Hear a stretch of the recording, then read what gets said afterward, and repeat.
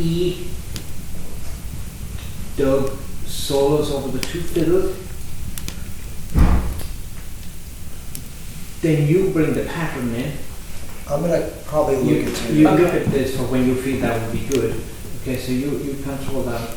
Then after a while, then I kind of look at Dennis maybe. And I'll pop into you. And you pop into that. And then I might just kind of bring in my fiddle sound just a little bit while you're still playing. Sure. And then when you drop out, I just go. Yeah.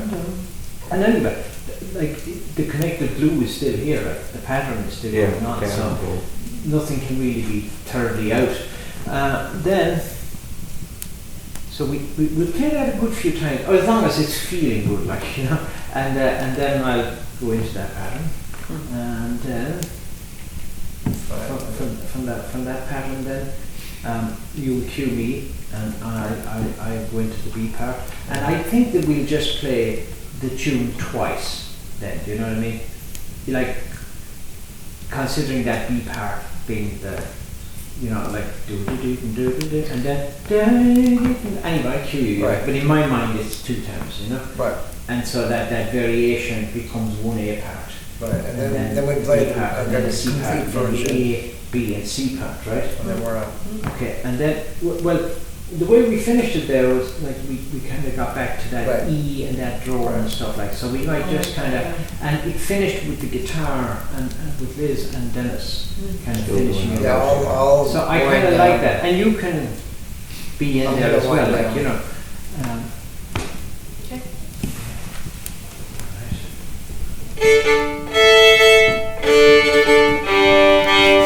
Okay, Margie. Yeah. Are we? You can roll it there, Colette. Over. Yeah, okay. The boy in the gap. Take one.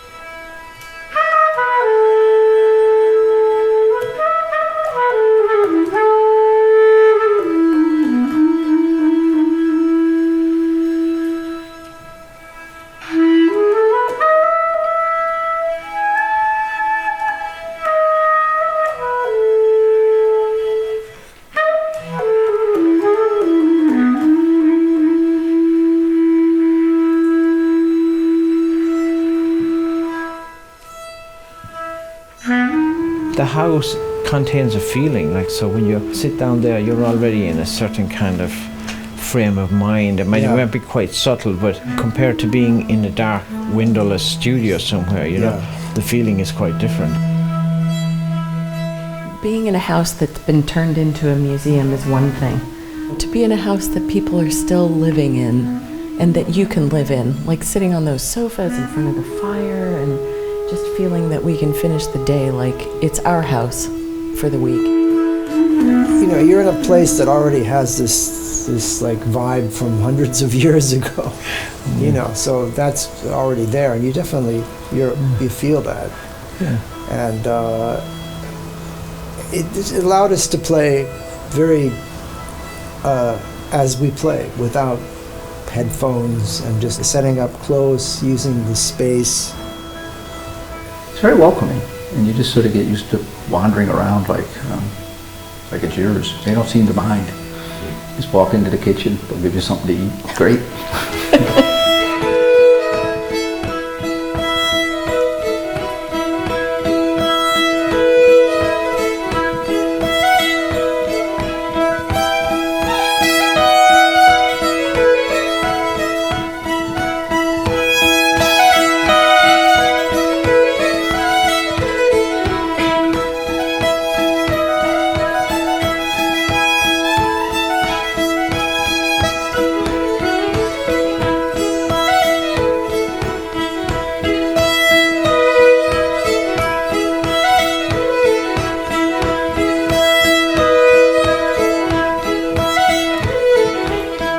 getting to sit the way we would sit, that's how we all rehearse. Yeah. I mean, when we're sitting around a kitchen table or we're sitting around a living room to just play music, you face the person, it's a conversation.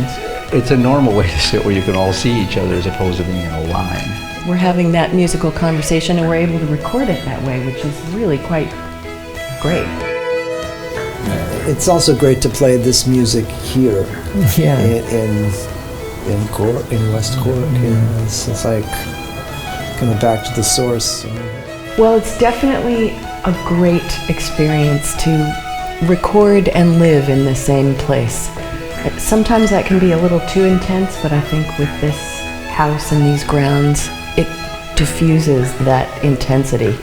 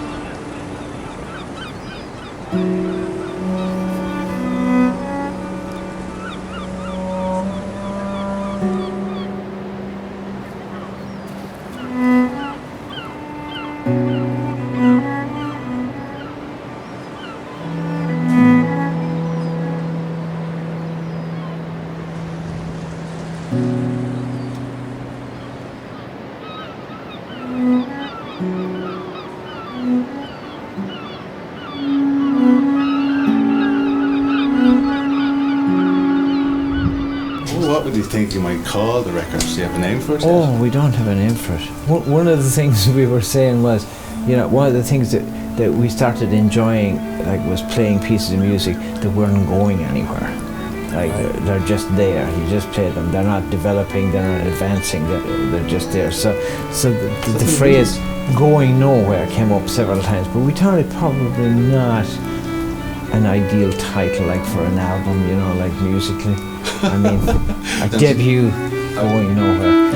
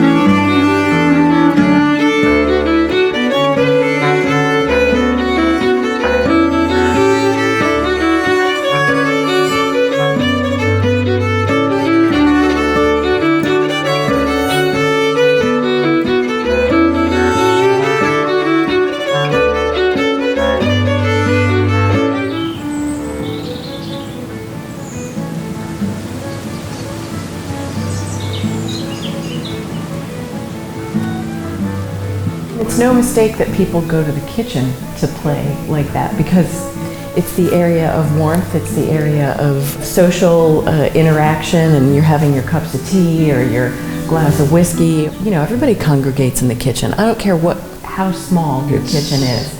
Everybody goes to the kitchen. That kind of was the way like sessions started. Like I remember Martin's father saying at one point, sessions, you know, in pubs, that new thing. Mm-hmm. Because they just go to each other's houses and play. That was what was done. And it hasn't done as much as it used to be. People don't just meet up and play at their house. No, it's nice when it happens. And you'll find rooms, I think, in everybody's house, if you have that going regular, there's one room everybody wants to play in. There's a mood and a sound to it, and you'll go to it, you'll be drawn to it. Play in the air. I kind of feel like the seventh, I almost prefer towards the end you play the minor instead of like. Yeah, I think I'd rather it's better substitute with it. the It's softer, seven. it's nicer. It's still a 7, but it's like kind of a 9 set. You know, if you wanted to be that. The minor didn't, yeah, if you, what is it if you play, you just play the form of the beginning, Play along that way, we'll get it.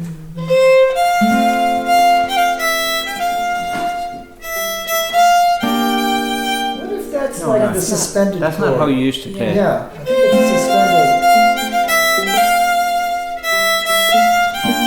No. No, like Hold a on. You know what? suspended chord, yeah. Just 1 second. About 4 or 5 years ago, I was in the house band for a Other Voices concert in New York at the Poisson Rouge. Martin was one of the guest performers, and I think we literally met on stage We did, yeah. I didn't even. in the middle of the show. I hadn't even seen you. I kind of walked past you on the stage, and I didn't even know what you were doing. And I kind of had my back to you, like a little bit like this. I was playing away, and then I could hear this sound coming, and then it was getting very rhythmic and quite powerful. And I had no idea. I had never played a gig with a bass clarinet before. It was great. You know, it was happening, as they say. yeah. Maybe it's something like that. Yeah, because it won't work, it doesn't work as nicely up here. Because there's no, But it was up. It was Your up. chords were up, for sure. No, but try the. Bum. Okay. As you know, hold on a second. I need to process that note. I can't just go on and pretend I didn't play that. If you could put it into 3 words, how would you describe it? Melody, freedom, feeling. Feeling. Well, that's Well, it's pretty 3 good. words, right? I don't know if that's the order in which that it's not a ranking order of how it is, but like I think, for example, the melody is a central core thing that we're hanging everything on, you know, and so things are coming to meet the melody in different ways, and Doug is interacting with the melody in very different ways, in ways that I've never heard before, really, and the same goes, of course, for Dennis and Liz.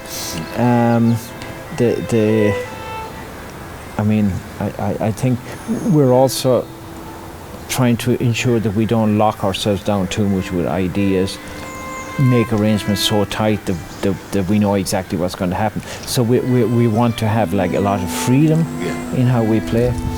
And the other thing I think that guides us all is like, you know, above all else, this music has to create a feeling within us as we play, and it has in itself afterwards to be something that conveys and carries feeling, you know?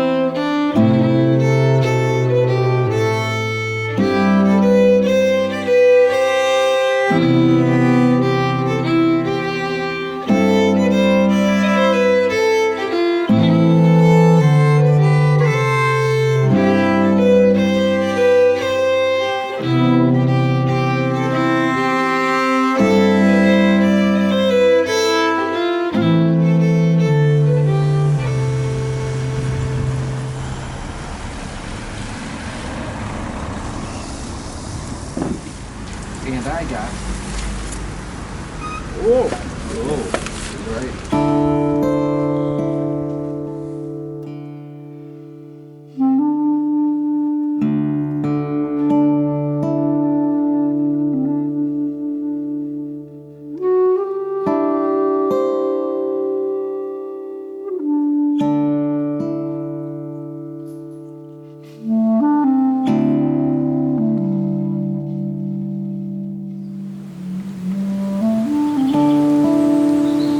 I was living in Berkeley, California after I'd gone out of school, which was in Santa Cruz, and in Berkeley and also in San Francisco. I lived for a while there, but there were two sessions. There was in San Francisco, there was the Plow on the Stars, and in Berkeley there was the Starry Plow, which I think is still around. And Yeah, you knew the Plow on the Stars. I used to play there. and on Clement Street. Yeah, Clement And so Street, yeah. I used to go and hang out there. I didn't really, and then I I was playing some guitar and learning some tunes on penny whistle, and I also had friends who were players, and I would hang out with them and learned a few tunes. So that was more of that era that I was kind of slightly involved. And so it's always been in the back of my, soul somewhere, and so it was like familiar territory. Yeah, I mean, I think that's also very interesting with the quartet, and it's been interesting for me as an Irish player now. As an American, we have to come to it from a different way than someone like Martin who grew up with it. Having not grown up with it, your exposure to it comes to you in various different layers, like an onion, and so you're kind of peeling back these layers of musical experience, whereas Doug and I, and differently but also similarly, would have other things in the background of our music life.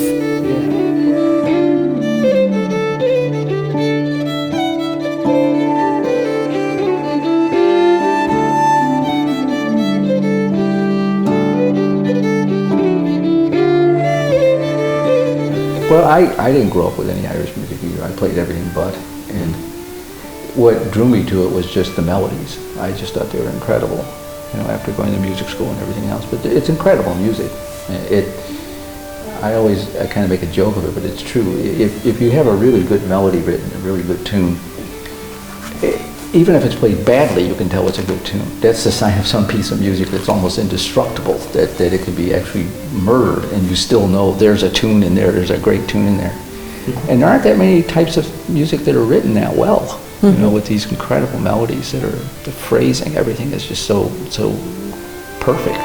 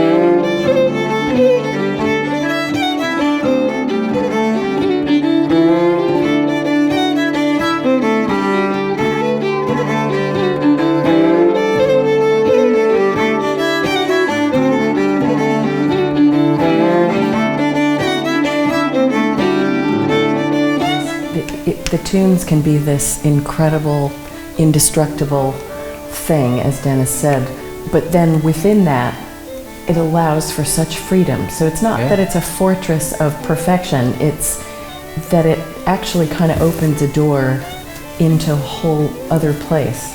Very much like this house. Yeah. You know, it's really, it's amazing. Well, you can make them speak in a lot of moods. And with speed, the way you phrase, the key you put it in, they're quite bendable, but they definitely have something to say. Yeah, they have a lot own... of things to say, actually. They can be changed in a lot of different ways.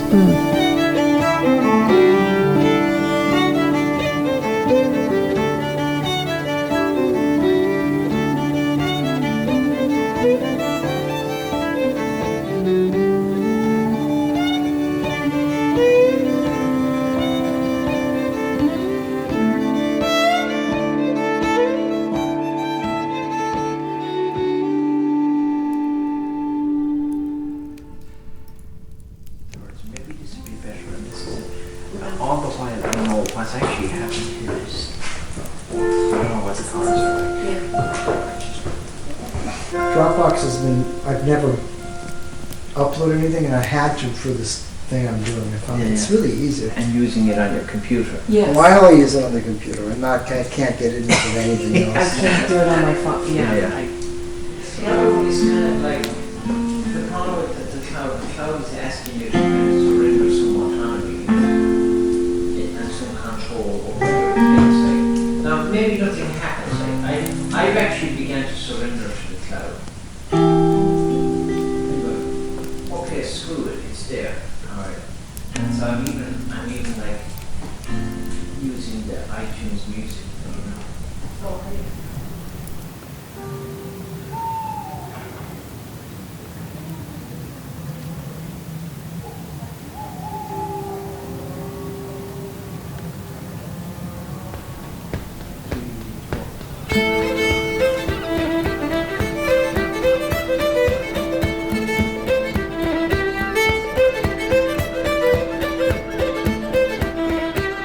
A house like this would have had really big social gatherings and community gatherings in a way that I think we forget about. So each one of these rooms, I mean, kind of presents a different intimacy or lack of intimacy.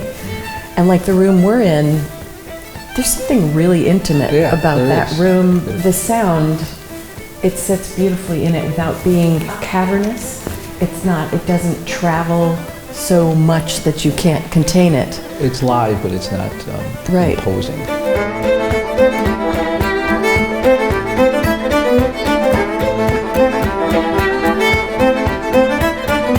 The recording is a kind of a learning thing, and a kind of we learned a lot about playing with each other over the last few days, and I think every time we play something new evolves and just sends out new possibilities, you know.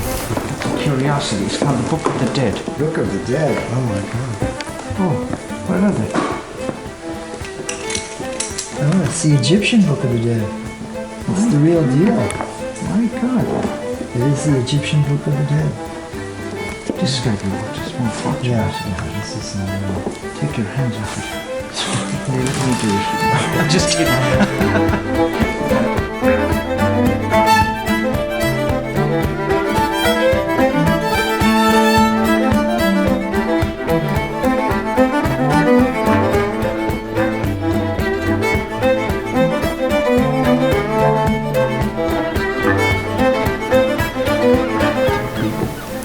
Imagine living and working and being connected to the place that your family has been for so long and seeing these incredible relics of that time. I mean, that's like great-grandpa, whatever his name is, you know what I mean? We have little photos at home on our wall of great-grandpa or grandpa, but this is, can you imagine? I don't think anybody in my family ever dressed like that. Well, but maybe they did, they just didn't tell me.